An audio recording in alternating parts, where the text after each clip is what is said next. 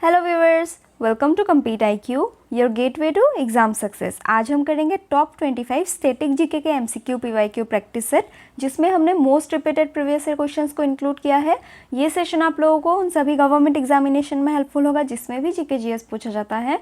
तो वीडियो को एंड तक ज़रूर देखिएगा end let's begin. Where is India's first multi modal logistics park located? India का फर्स्ट जो मल्टी मॉडल लॉजिस्टिक पार्क है वो जोगीघोपा में located, Jogighopa in the state of Assam. ये पॉइंट भी आप लोग याद रखना। इंडिया का first multi modal logistic park, correct answer Jogighopa, Assam. The flamingo festival is celebrated in? Flamingo festival जो है आंध्र प्रदेश के नेल्लौर डिस्ट्रिक्ट में सेलिब्रेट किया जाता है हर साल। तो correct answer is Nellore district of Andhra Pradesh. Which was country's first state-owned film studio? Country का first state-owned film studio was Jyoti Chitraban. तो correct answer is Jyoti Chitraban and it was in the state of Assam. तो correct answer Jyoti Chitraban of Assam. Which of the following is the highest peak of India? India का जो highest peak है वो कंचनजंगा है।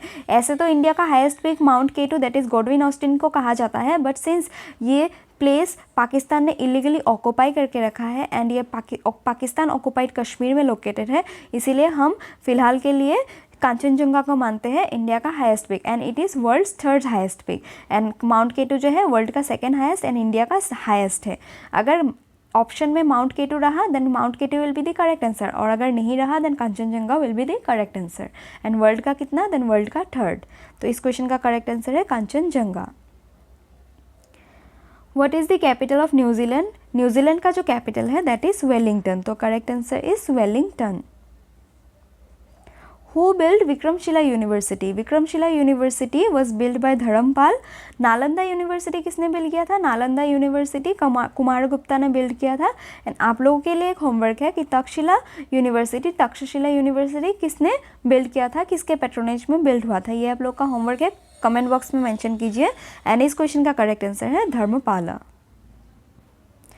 Whose birthday is known as national youth day? National youth day हम स्वामी विवेकानंद जी के birthday में celebrate करते हैं। On 12 January national youth day हर साल मनाते हैं। तो correct answer is 12 January Swami Vivekananda. Point of origin of earthquake is known as? Point of origin of earthquake को फोकस कहा जाता है। तो correct answer is seismic focus.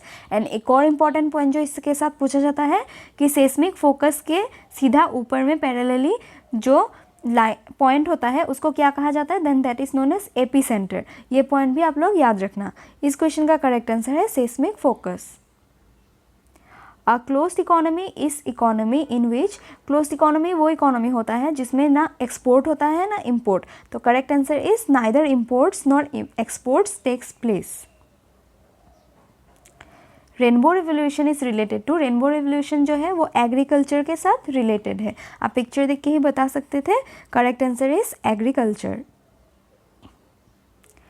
Which sports is associated with Davis cup? Davis cup के साथ जो है tennis associated है एंड स्पेसिफिकली लॉन टेनिस। तो correct answer is lawn tennis, Davis tennis, इस तरीके से आप लोग याद रखना। एंड करेक्ट आंसर इसका है lawn tennis.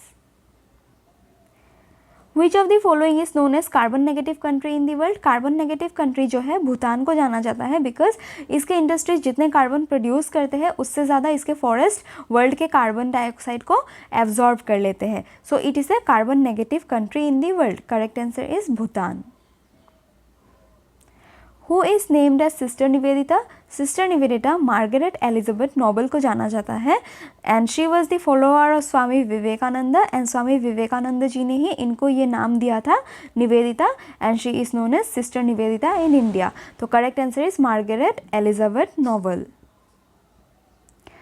What is the date of Kargil Vijay Diwas? Kargil Vijay दिवस का जो डेट है वो है 26 जुलाई 1999।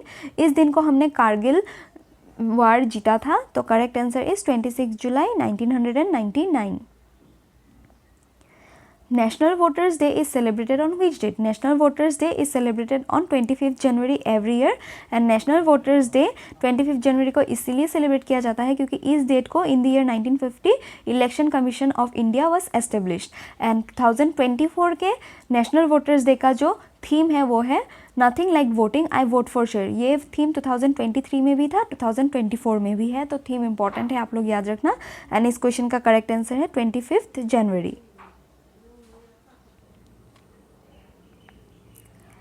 Hindu rate of growth is related to, Hindu rate of growth क्या है? Then it is a growth related to gross domestic product of the country. Hindu rate of growth actually है क्या? ये इकोनॉमिक ग्रोथ रेट जो था हमारा इंडिया का between 1950 to 1980, average growth rate तब 4% का था। इसी ग्रोथ रेट को राज कृष्ण जी ने in the year 1978, he was a Indian economist, term दिया था हिंदू रेट ऑफ ग्रोथ। तो it is basically the growth of GDP in India between 1950s and 1980s। तो करेक्ट आंसर है GDP. Which is known as the silent city of India? Silent city of India Aizawl को जाना जाता है। Azole किस state का capital है? Then Mizoram का कैपिटल है एजोल। तो correct answer is Aizawl, it is known as the silent city of India. Which Indian armed forces conducts the Prasthan security exercises? Prasthan security exercise जो है ये एक आर्म्ड सिक्योरिटी एक्सरसाइज है done by the Indian navy. Military exercises किए जाते हैं बहुत सारे इंडिया में, Prasthan security exercise is done by Indian navy. Who is known as the father of economic geography? Father of economic geography sir George Chisholm को जाना जाता है। तो करेक्ट आंसर इज जॉर्ज क्रिसॉम।